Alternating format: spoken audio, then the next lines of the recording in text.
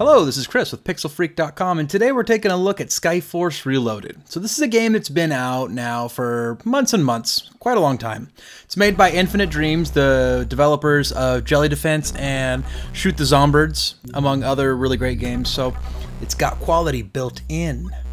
Anyways, this game is kind of a sequel to the original Skyforce, and they're so similar the two games are. When I went to review this game, I actually thought it was that game, and I had to download the other one and play it just to make sure to myself, prove to myself that they were two different games. And what this is kind of an incremental change over that game. The sound's a little better, the graphics are a little better, the gameplay's a little better. Overall, better game. So I figured this time when I do this review, I'm going to give you guys a demo of this one because this one is a superior game.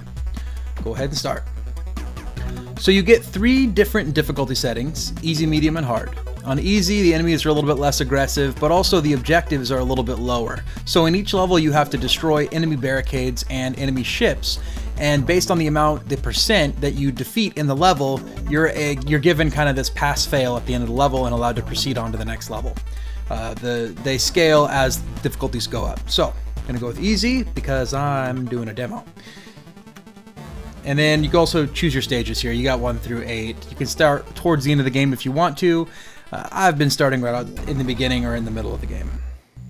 You also get your choice of ships. My favorite ships are the purple one and the red one because the yellow one is just way too slow for me. You can take a lot more damage with the yellow one, still way too slow. So we'll go with the purple one, live life a little bit dangerously since it's on easy. So it's a shooter game. There's 2 ways to control the game. This is kind of the innovative thing about it. You can put your finger on the ship and you get to drag them around. Depending on how fast your ship is, which the purple one is the fastest, it'll track your finger. The purple one stays parity pretty much 1-to-1. That purple ship is gonna stick to your finger. It barely gets away at all. The yellow one is not gonna do so good. The red one does a pretty decent job. The other way to control the game is through the accelerometer built into your device. You're able to tilt it. Now, I've had varying degrees of success with that control method. Sometimes I find it's better, sometimes I find it's not. One of the things that really sucked about the finger controls in the first game was that enemies sometimes come up from behind you, and your hand is kind of sitting in the way, and so they'd sneak up on you and ninja you in the butt. And I'm not sure if you know, but being ninja'd in the butt, no bueno. This game, much less stuff attempting the rear approach. So because of that, I kind of like the finger navigation method better in this game. Actually, much better. You can see that I'm kind of picking up these additional little bonuses. A lot of them are like weapons and such. You can see my bullets actually just got a little bit bigger and a little faster. You actually get like cool lasers and stuff as you go too. But it's kind of like your standard shooter. Now, one of the things you might have already noticed is the graphics look a little pixelated. And I think what Infinite Dreams was going for here was kind of this retro nostalgic feeling. And for me at least, they really hit that home. This does kind of feel like something, I don't know, 90s-ish? Probably a little bit after the time that you would find me in an arcade. I was more in an arcade around the time that I'd been standing on a chair or something like that, avoiding other creepy dudes that were in there.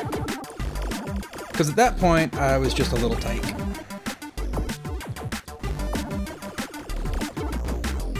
So some of the bosses, a little more difficult. With this super fast guy, I'm pretty quick. Oh yeah, took him down. So one of the benefits... Oh, what? I did not realize that he was not dead, so I died. Anyways. Oh my gosh. Oh, my accuracy was 43. I thought I only got 43%. I was like, what? I didn't even pass the level. I thought I was ultra suck there, but I didn't do as bad as I thought. Anyways, one of the better things about this game over the previous game is that the sound is actually a little bit better in this game.